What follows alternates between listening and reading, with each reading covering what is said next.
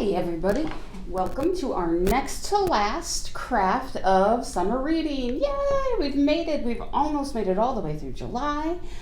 Today we're going to make a braided rug coaster. So when I was a kid, my grandma would make braided rugs and she taught us all how to do it. So I'm going to show you how to do it in a smaller, much more house-friendly way because this is much easier to keep track of. Okay, so what you're going to need is an old t-shirt. Now in this case I took an old white t-shirt and I tie-dyed it with Sharpies. If you take a piece of shirt or a piece of fabric, put it over a plastic cup and put a rubber band, and then you draw on it with Sharpies and then drip rubbing alcohol on it. It makes the alcohol ink spread and you get beautiful tie-dyes. You'll see a little bit of that in a moment when we start cutting up our fabric. And then I braided it. I will say this, once I braided the amount that I needed, I went back, unbraided it, and did it again so that I would get a much tidier product because I really wanted good braids in here. Okay. And you'll see why when you watch me try to braid with 3 balls of yarn. It doesn't work very well. I don't want to have a lot of overlap so it doesn't fall and hit the table and all the water. The reason that you're going to have a cork circle in your bag so that you can glue your new coaster to the cork circle. This way when you have a wet glass, the t-shirt's going to absorb all the liquid and you don't want it to leave a ring on your furniture. That would be unpleasant. Okay, so you're going to need an old t-shirt, any color you want. It can be white. It's just easier to see this in color. You can do whatever you like to decorate it. You're going to get a coaster. You're going to get some E6000 glue, as per usual, because we do love our E6000 craft glue. Scissors, if you have fabric shears. Remember, they are only to be used to cut fabric. If you use them to cut paper, the person who owns those scissors is going to be so mad at you. Okay, so we're going to do fabric shears. And maybe a bitey clip to help secure your braid while you're working on it. You'll see. And a needle and thread, because we are going to do a little bit of sewing. Nobody's ever going to see it, so it doesn't even have to be good sewing. All right, let's get started. So I'm going to get my shirt nice and flat. I'm going to fold carefully and keep this as wrinkle-free as possible. Okay, and then I'm going to cut a straight line right over across the armpit. So I'm going to line up my shirt on the mat. You can do this with fabric shears, which I know we've talked about this already this summer. Do not ever use fabric shears on anything except fabric, or thread, which we're going to use it later. I have a rotary cutter. It's going to make this easier. Also, do not use this on anything except for fabric. Your fabric people will come after you. And cut this. Keep aware of your thumbs, okay? If I have a cut that I sliced part of my finger off once because I wasn't paying attention to what I was doing with my knife. It was not a rotary, but it was still a knife and I still cut myself. Don't do it. This part, pitched. If we wanted to, we could probably do like a zigzag cut across it to make more yarn, but we're not going to do that. I don't think we're going to need it. Part of the reason I didn't tie-dye this fully is because this way we're going to have a nice kind of variegated look to our coaster. Okay. Get the top edge lined up. Like I said, this part is the hardest part. The rest of it is going to be easy peasy, or at least not quite as difficult as this is. Okay. Close enough for government work. I like it. I'm going to fold it over so that we have 1 to 2 inches up here because we're not going to cut all the way across. We're not making a single row. We're going to make some magic here. As far as I'm concerned, this is magic. Okay. I started to do this with just a white t-shirt, but it was so hard to see that I didn't want to keep that up. It's like, no, we're not going to be able to see what's happening. We're not going to have any detail. And this way we'll have bright colors as well as detail as we go forward with our braid. Now, I have never been a good braider, okay? But this is one of the ways that Grandma Brown helped me learn how to braid, because she would make rag rugs. Now, she would use my grandpa's old shirt, so it was mostly flannel and wool. But you can do it with a t-shirt, and since this way we were able to tie-dye and have a little bit of fun with it, we're gonna call that good. Okay. I'm gonna line the top edge up with a line on my mat. Set my ruler about an inch. I want it to be about an inch. And again, after we get through the initial cut, everything else is gonna fall into place pretty easily. Okay? Rotary cutter, press hard.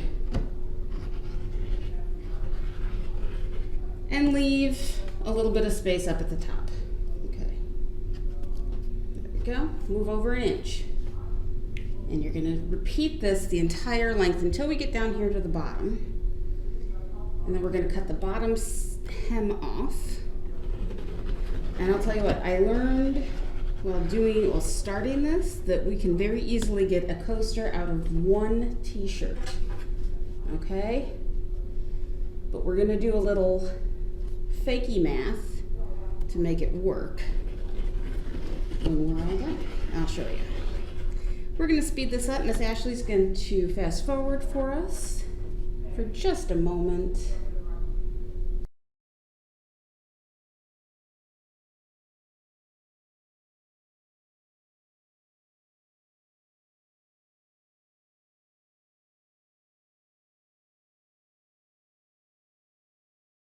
All right, so once we get to the end, now I am going to cut straight across.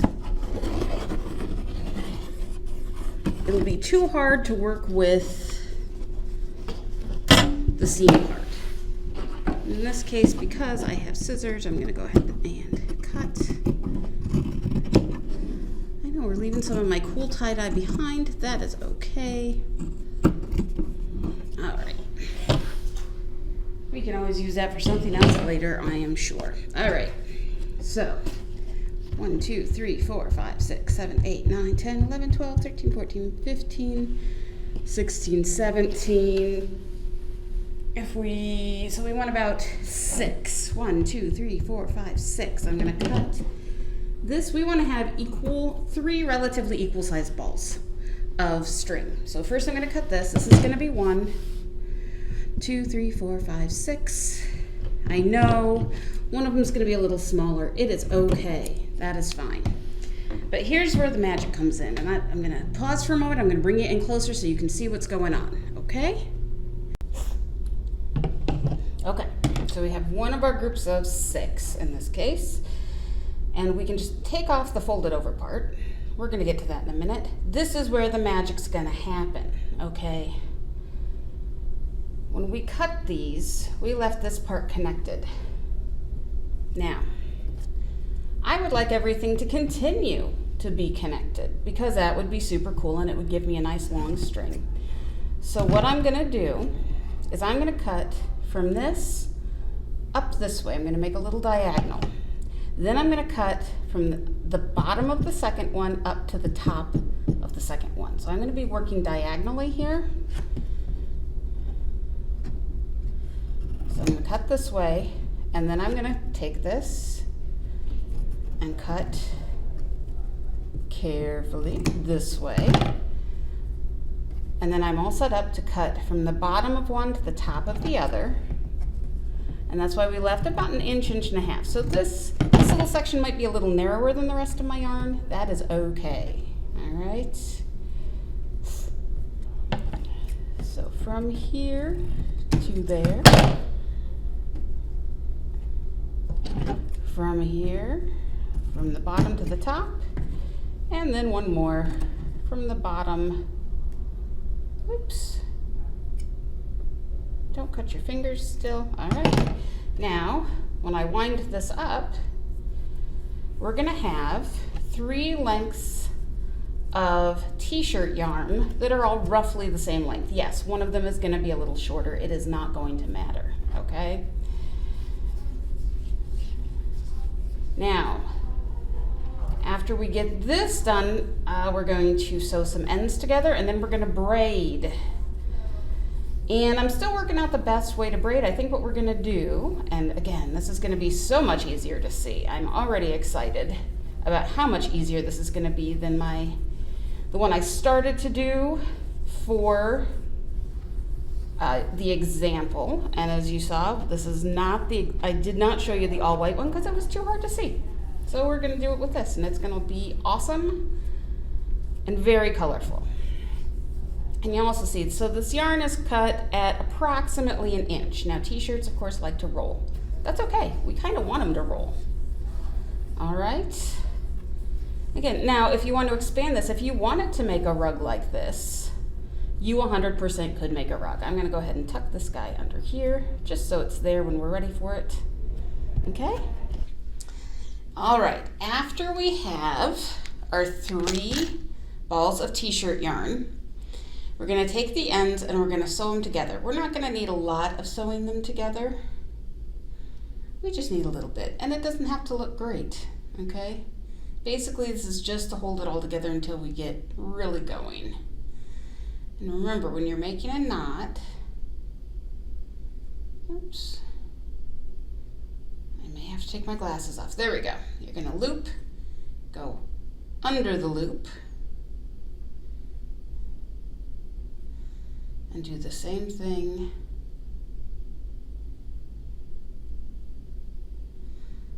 and then I'm gonna loop twice. So I'm gonna loop once around this guy and once around this guy. However you do it, it's okay. Okay. Oops. Well, there went my needle flying. That's not great. I'll find it here again in a minute, hopefully not with my bare feet. That's why you don't craft barefoot. All right. Now, I figured out I had it taped to my mat when I tried this the first time. That did not work. So what I'm gonna do is take a bitey clip and affix it to the end of my mat. I'm gonna put the knot a little down here. Now I'm gonna have to move my whole mat. The good thing about this is I can brace it against my body so my mat won't move while I'm trying to work. Probably the hardest part of this is gonna be braiding because I wanna keep tension, okay? But I only have 2 hands. So we're gonna hope for the best. So I'm going to cross over the middle, wind this guy down, cross over and under. And see, I'm already getting a much better braid than I got before. Though, my yarn wants to come unwound a lot quicker than I would like it to, and that's okay. We're gonna deal with that. So I'm just going to braid and braid. When Grandma did this, she would have these long strips, only not so long, and then she'd just sew them together as she went. She also had these neat little, I don't know, they looked kind of like bitey clips, but they would make her t-shirt yarn or her sweatshirt yarn come out much, see, half my time is going to be spent playing with that. There we go. Over and over and over.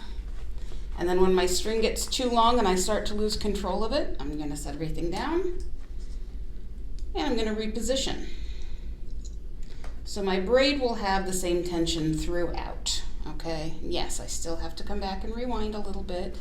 That's okay. Again, we're doing something that might require 3 hands with only 2, and we're going to do the best we can. So I'm going to use the mat, braid and braid.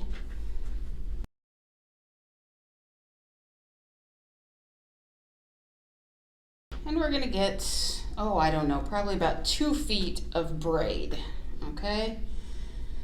Because what we're going to do is once it's all braided, we're going to start winding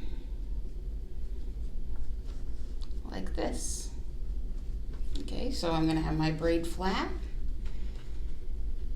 and I'm going to wind and wind and wind. Okay, and this is we're dealing with more substantial fabrics.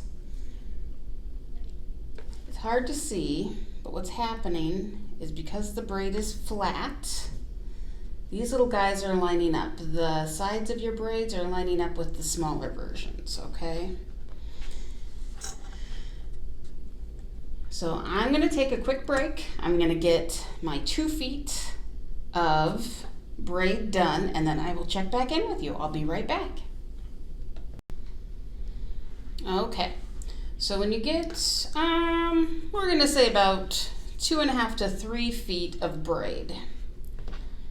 You can always err on the side of doing too much because we can always trim it off later. I'm going to go ahead and trim this and set my yarn balls aside. You should be able to get at least 2, if not 3, coasters out of 1 t-shirt, okay? I'm going to use my little bitey clip and keep that together, okay? Now comes the sewing part. I don't think I said this was a no-sew, but I did say I lost my needle, so I'm going to put you on a brief hold and I'll be right back. Now what we're going to do is kind of decide which side of your braid do you like the best. Well, that one has the best colors, so I want that to be the top. Now, the more you do this, the more you practice you get, the tidier these things will be. But what I'm going to do is take this guy, my little ends here, I'm going to trim them a little closer. Okay. And I'm going to start to curl. Now this is what I want to be the back side. Okay, so I'm going to put just a little stitch through here. I'm going to curl a little bit more. Okay, then I'm going to put another stitch through here, not sewing into my fingers. Okay, so this is how we're going to keep our little coaster guy nice and entwined. Okay, and I can do a stitch holding these 2 sides. Now, when Grandma did this, she didn't actually sew the pieces together. She would use a blunt needle with a very dense thread, and she would link the 2 braids together. So she'd go down between here and come up here. So that is an option. Remember I gave you this twine at the beginning of the summer that we used for our week 2 or week 3 window hangings? This is perfect for this. Okay, so you have that option. Today I am going to use the option of actually sewing stuff together because I think it'll be easier for my sanity today. The other takes a little practice, and I think that our t-shirt yarn is a little too fine for that. Okay, now I'm making sure it stays flat over here. Okay, all my little threads got to go underneath. That's okay, we'll get them there. So we're sewing in the back.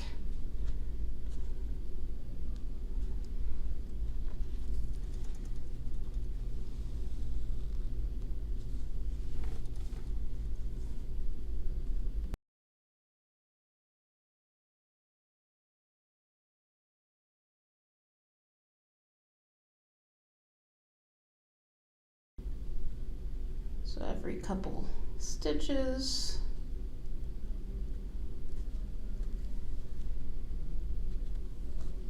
it wants to grab on, I'll tell you.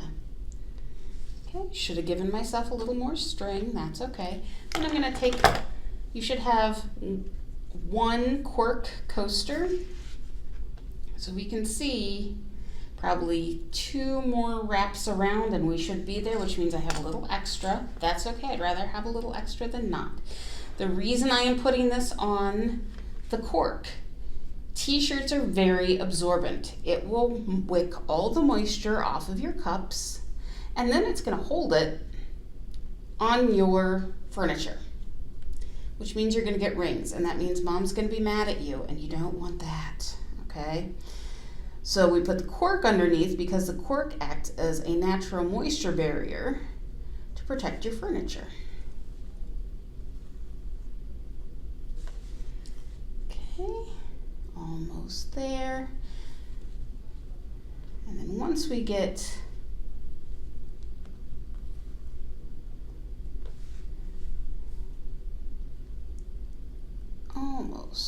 once we get to the end, we're going to do a neat stitch and glue. So I'm going to put this on my coaster. We're going to do a little bit more. If I start to run out of thread, easy peasy. Okay? I'm going to come back to my previous stitch. I'm going to do that, crossing my string over itself. And I don't remember why in sewing class, but they always said to do it twice. So that's why I would wrap it around itself once and a second time. Here's the thing, nobody's gonna see these knots. They're gonna be glued down. Okay.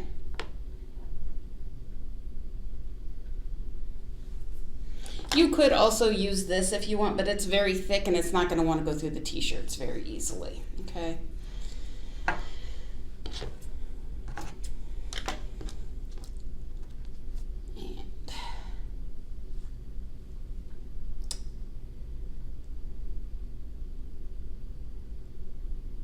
Oops, see? Sometimes even without my glasses on, I can't see up close.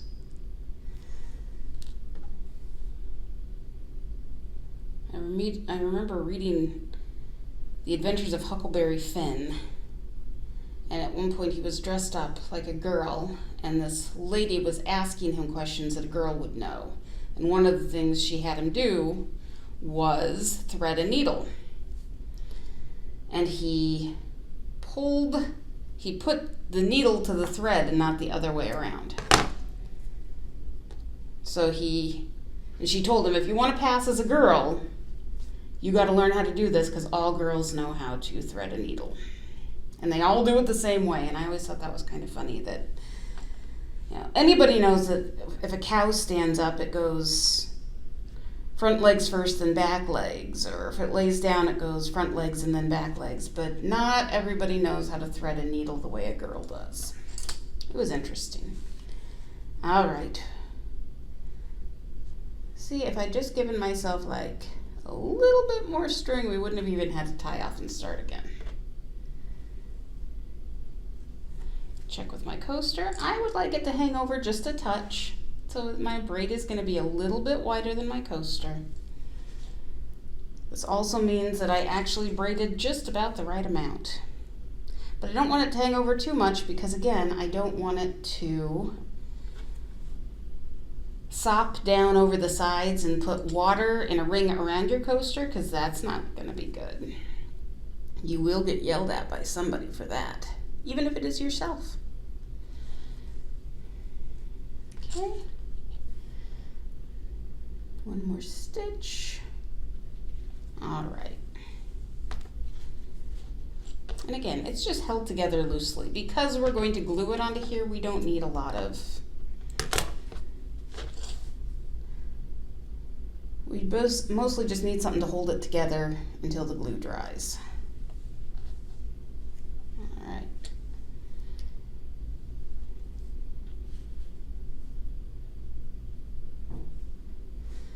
Now I'm going to cut my braid a little bit long. Okay. I'm going to unbraid just a touch to this point, because what I want to do is I'm going to sew each of these guys on individually. So the inner one's going to get trimmed to the shortest. Okay. The middle one's going to, of course, be a middling length. And then the long one, okay, so this one I'm going to tuck up here and I'm going to put a little stitch. So let me get some more thread.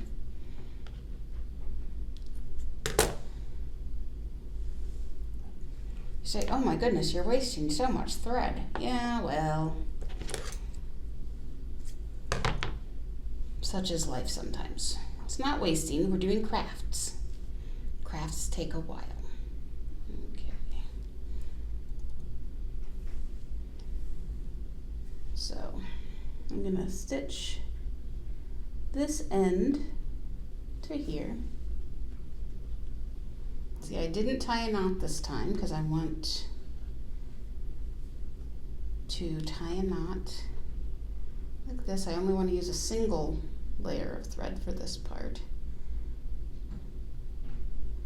That's just my preference. You can do as you please. It's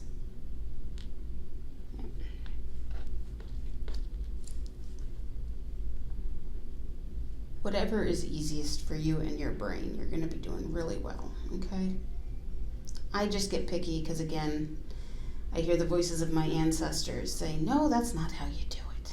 All right, so I'm going to stitch that guy, then I'm going to pull this guy over.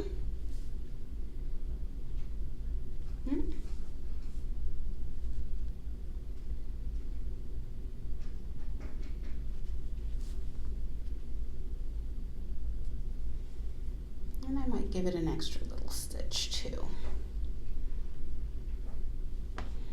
And then I'm going to pull this guy over. And what I'm making sure, oops,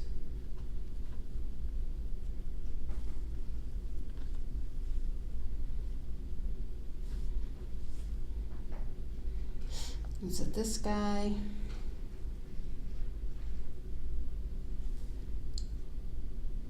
they're going to be tucked underneath a little bit, okay?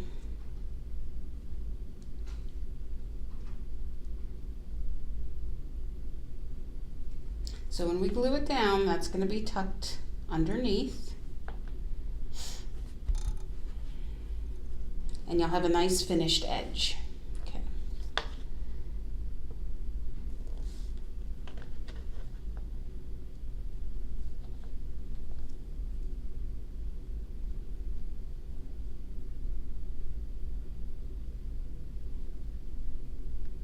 Okay. Trim that off. Don't lose your needle, especially not on a gray floor where it's hard to see. Okay, so you're gonna get your glue. Should be a new tube. Remember, you're gonna poke it. Then you're ready to go. I'm gonna spray. I'm gonna spread my E6000 all over this. The nice thing is E6000 adheres to everything. I am gonna get right up along the edge. Okay. And once I have that, I'm going to take my little braid, I'm going to put the middle in the center, and I'm going to lay it down. I'm going to let it dry for, I don't know, let it set for a couple of hours before you start putting wet drinks on it. But that is how you make a braided rug coaster, or braided rag rug coaster. And everybody will be super impressed, and it's such a nice way to use up your old t-shirts. All right, thank you everybody. Next week, we're not going to have a written set of instructions, but we will have a video, okay, for our 9th week of crafts. We'll look forward to seeing ya. Have a great one, and we'll see you soon.